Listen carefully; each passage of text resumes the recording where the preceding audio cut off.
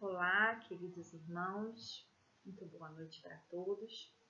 Eu sou Ana Paula Marchiori, da Casa do Caminho.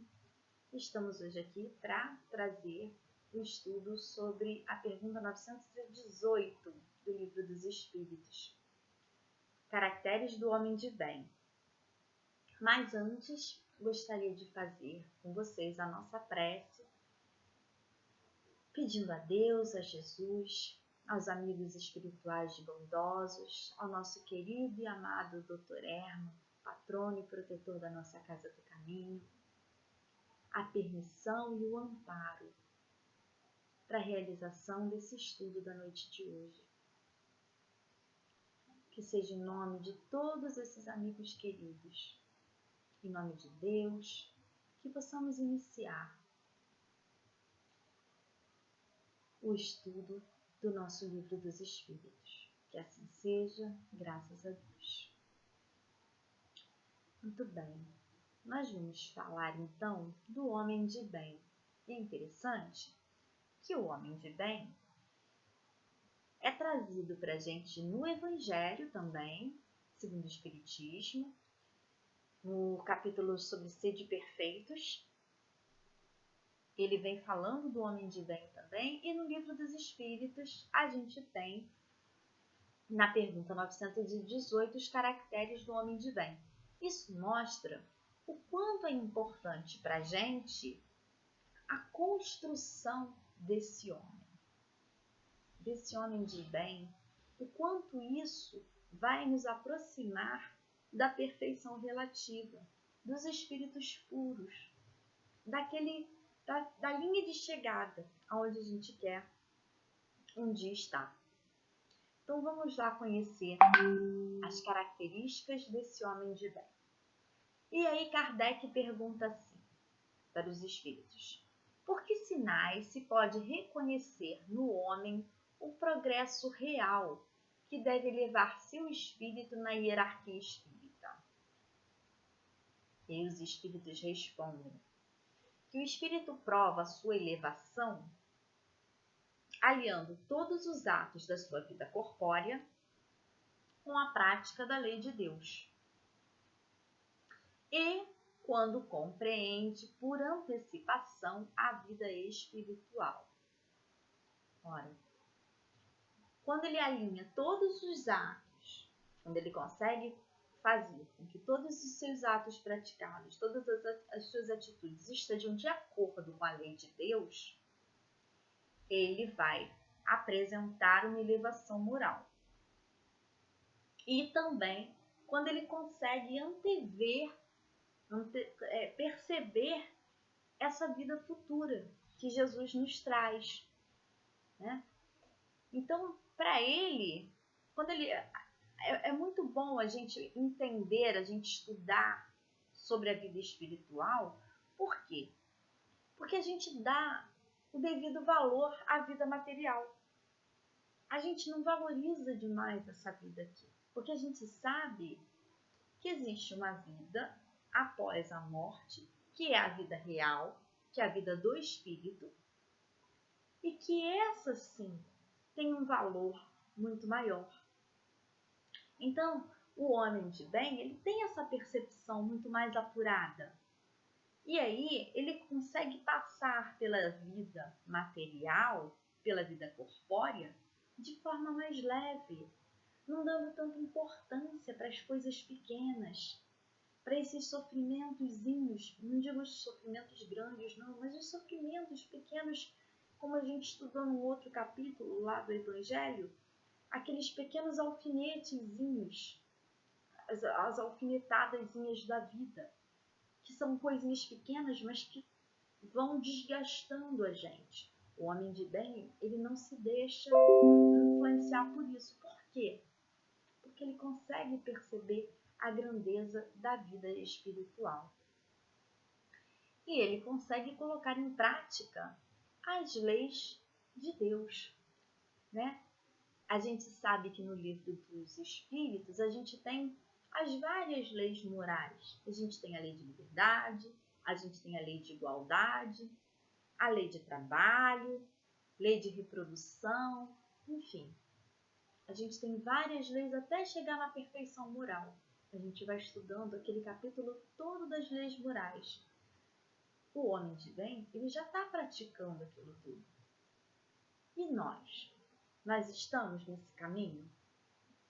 Jesus, quando esteve aqui, ele compilou os 10 mandamentos mosaicos em 2 mandamentos, aparentemente simples. Amar a Deus acima de todas as coisas e ao próximo como a nós mesmos. Estamos amando a Deus sobre todas as coisas? Será que a gente ama realmente a Deus sobre todas as coisas, em todas as circunstâncias, mesmo nos momentos de dor e sofrimento? Ou será que a gente reclama desse Deus? Amando ao próximo, será que a gente está amando o nosso próximo verdadeiramente? Como a nós mesmos, que às vezes a gente não está amando nem a nós. Não conseguimos ter atitudes de compaixão, atitudes de bondade, de perdão, de auto-perdão. E aí, como é que nós vamos ser complacentes com o outro, indulgentes, se não conseguimos desculpar nem a nós mesmos? Precisamos pensar nisso. E aí ele diz, Kardec traz no comentário o seguinte: o verdadeiro homem de bem é aquele que pratica a lei de justiça, de amor e de caridade, na sua mais completa pureza. Se interrogar a sua consciência sobre os atos praticados, perguntará se não violou essa lei, se não cometeu nenhum mal, se fez todo o bem que podia, se ninguém teve de se queixar dele. Enfim, se fez para os outros tudo o que queria que lhe fizessem. Aí a gente para e pensa aqui. Não violou essa lei, né? Não cometeu nenhum mal. Isso aqui nos remete a Santo Agostinho lá, quando ele fala do autoconhecimento, para a gente, antes de deitar, rever os nossos atos, pensar se a gente visse aquela atitude numa outra pessoa, se a gente condenaria, porque a gente é muito bom de apontar o dedo no defeito do outro, no erro do outro, na atitude errada do outro. Mas quando é com a gente é complacente. Quando é com a gente desculpa, a gente tem logo um argumento de defesa. Então a gente tem que pensar, se a gente visse aquela atitude numa outra pessoa, o que a gente faria? Como a gente julgaria aquela atitude? Condenável? Se a gente julgaria condenável no outro, então para nós não será diferente. É a mesma coisa que aqui também nos fala o Kardec, né? E ele diz que a gente não deve, se a gente não cometeu nenhum mal, se a gente não ofendeu, se a gente não agrediu, se a gente não magoou, se a gente não fez nada de ruim para o outro. Mas, além disso, se a gente fez todo o bem que podia. Por quê? Porque não basta não fazer o mal. É preciso fazer o bem. E é preciso fazer todo o bem que se pode. Então, é o que Paulo falou da fé sem obras. Não basta você acreditar, você ser bom, você querer não fazer o mal para os outros. É preciso você também praticar a caridade. É preciso você colocar em prática o amor ao próximo. A caridade, quando eu falo aqui, não é só a caridade de dar uma esmola para o pobre, de dar um cobertor na casa do caminho. Não. A caridade de ouvir, a caridade de ter indulgência com o outro, a caridade de perdoar. Tudo isso a gente vai ver aqui que está incluído nos caracteres do homem de bem. Então, vamos seguir mais adiante. Aí ele fala que ele faz o bem pelo bem, sem esperança de recompensas. Fazer o bem pelo bem. Nós somos espíritos, nós somos seres que gostamos de gratificação. né? Nós gostamos do reconhecimento, seja no nosso trabalho, seja na nossa família. A gente gosta de ser reconhecido, ou com um aumento, ou com tapinha nas costas, ou com muito obrigado. Por mais que a gente acredite que a gente não espera a recompensa, a gente só vê que a gente está aguardando um reconhecimento quando o outro não corresponde, quando o outro não faz aquilo que a gente esperava. Aí a gente vê que a gente ainda não faz o bem pelo bem. A gente faz o bem esperando o reconhecimento do outro. Nem que seja um muito obrigado, nem que seja um poxa, mas você é legal, ou agindo de acordo com aquilo que a gente espera, né? Quando o filho não corresponde às nossas expectativas, a mãe vai e fala logo, mas eu esperei você por 9 meses, carreguei você na barriga. É lógico que é um amor incondicional. Não estamos aqui falando disso. Mas a gente sempre traz. A gente faz a coisa pro marido ou pra uma amiga. E aí o amigo, num momento que a gente espera que ele faça alguma coisa correspondendo àquela nossa atitude, e ele não faz, a gente fica frustrado. Por que a gente fica frustrado? Porque no fundo a gente aguardava que ele correspondesse, que ele retribuísse. E quando ele não retribui, a gente fica frustrado. O homem de bem, ele não fica frustrado. Por quê? Porque ele não espera nada, ele tem alegria de fazer. Ele faz o bem porque ele sente prazer em fazer o bem. Porque só aquele gesto já traz conforto para o coração dele, já traz alegria. Então, se o outro vai retribuir, se o outro vai reconhecer, se o outro vai ser bom, se o outro vai agir de maneira legal ou não, não importa. Ele fez. E isso deu prazer a ele. Outra coisa que ele fala aqui também é a questão de sacrificar o seu próprio interesse em função da justiça. Isso é muito importante, porque a gente, muitas vezes, não sacrifica os nossos interesses em prol da justiça. Eu lembro que há uns anos atrás saiu uma reportagem no Fantástico de um homem que achou uma mala, um taxista que achou uma mala cheia de dólares. E ele ficou procurando até achar o passageiro que esqueceu a mala. E isso foi tão inusitado que saiu na televisão, nos jornais, enfim. Ou seja, a gente ainda tem dificuldade.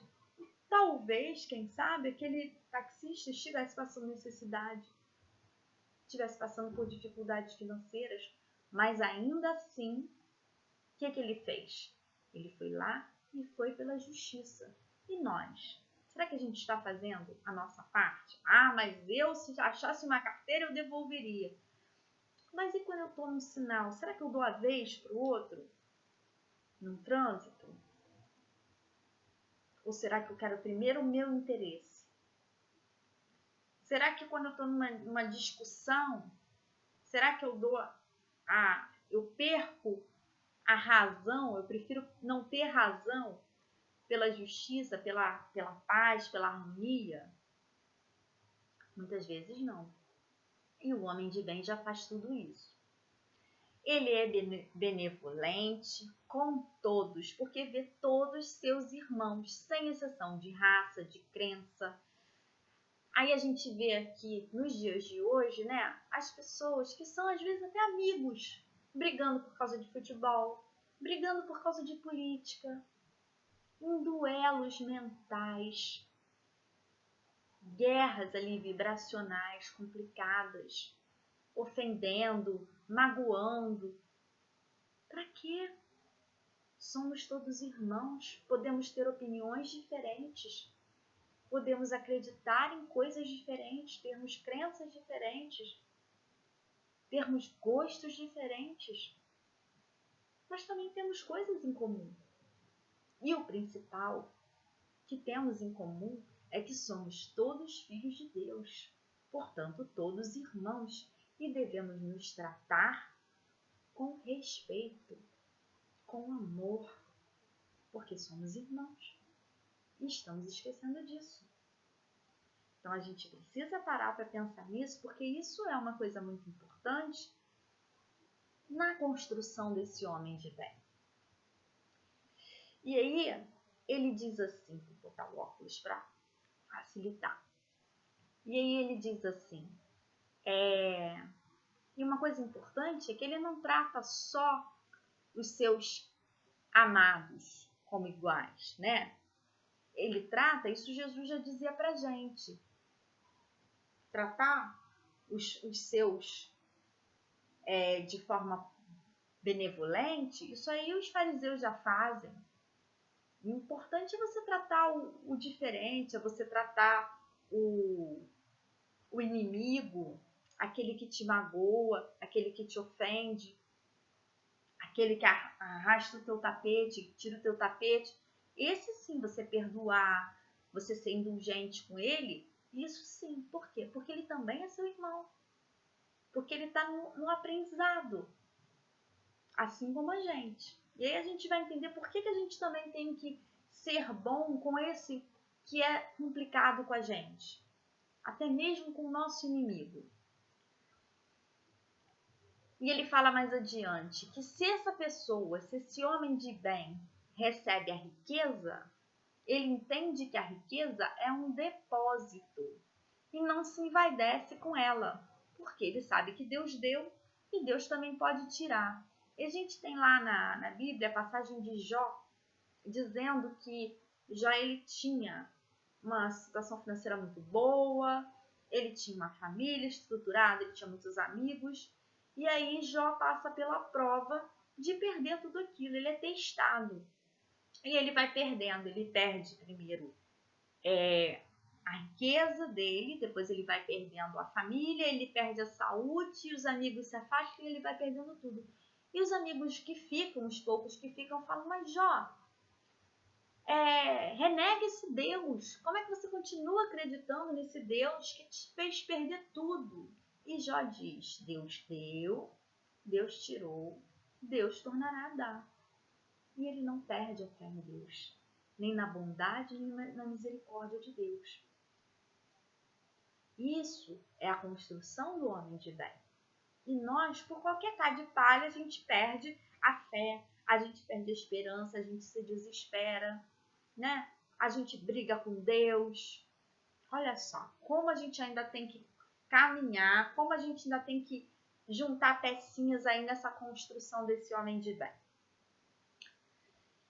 E aí ele diz, se ele por acaso estiver numa condição moral, social mais elevada, ele não usa da sua autoridade para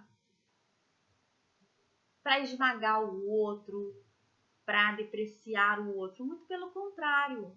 O homem de bem, ele usa da sua autoridade para elevar o outro, para estimular, para fazer o outro se desenvolver também, se sentir melhor, para elevar a moral do outro. E a gente, na maioria das vezes, não faz isso. Tem um ditado assim que diz assim, quer conhecer alguém, dá poder para ele. Não é nem dar dinheiro, é dar poder. Porque aí o ego sobe, né? Às vezes, a gente às vezes vai num restaurante, aí o garçom traz o negócio errado, a gente já, olha só. Por quê? Porque naquele momento nós estamos numa condição mais elevada do que a do garçom. E aí a gente se sente no direito de destratar o garçom que errou uma coisa que talvez se a gente estivesse ali fazendo tudo o que ele está fazendo, a gente não iria conseguir. E aí ele fala assim, ele é indulgente com as fraquezas do outro, por quê? Ele sabe que precisa que sejam indulgentes com ele. Ele sabe que, como disse Jesus, aquele que estiver sem pecado que atire a primeira pedra, ou seja, todos nós erramos, todos nós precisamos de perdão, todos nós precisamos ser perdoados. Ele não é vingativo. A exemplo de Jesus, ele perdoa por quê? Porque ele sabe que precisa ser perdoado também. Tem uma passagenzinha na Bíblia, meu avô que me ensinou o Salmo 25, e eu achava muito bonito. Ele diz assim, ele fala, Salomão falando com Deus, ele fala assim: não te lembres dos pecados da minha mocidade, nem das minhas transgressões, mas segundo a tua misericórdia, lembra-te de mim por tua bondade, Senhor. E é isso que nós queremos, né? Que Deus se lembre de nós segundo as nossas boas atitudes.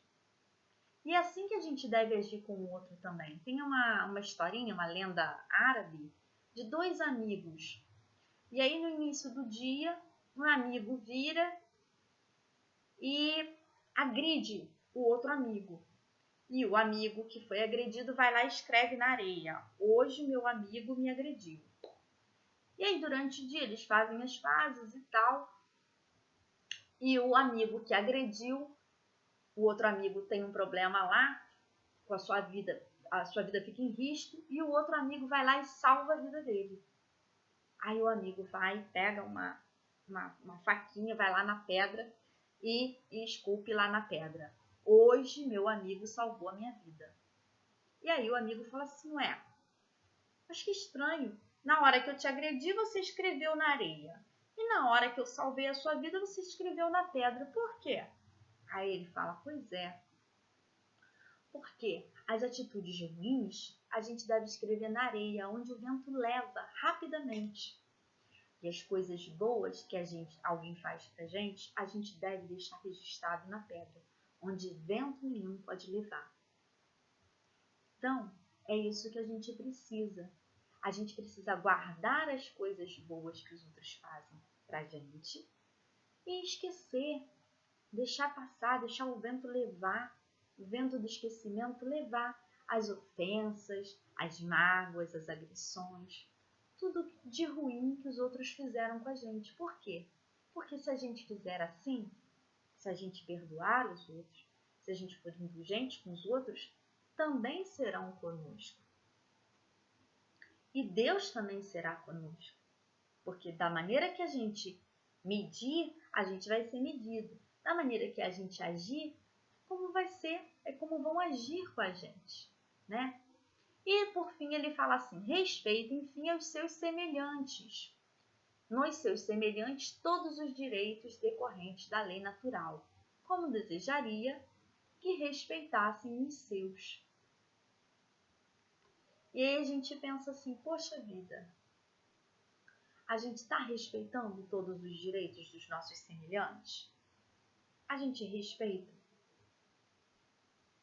A gente quer tirar a vida do outro que é criminoso, que a gente acha que a gente tem direito à vida do outro que a gente não criou. A gente acha que a gente pode dizer: ele não é mais digno de habitar a terra. Ele não tem condição de viver entre nós. Então vamos acabar com ele, porque ele é um criminoso terrível. Fomos nós que criamos ele? Fomos nós que demos a vida? Não, não temos o direito de tirar a vida de ninguém. Nem a nossa própria vida nós não temos esse direito.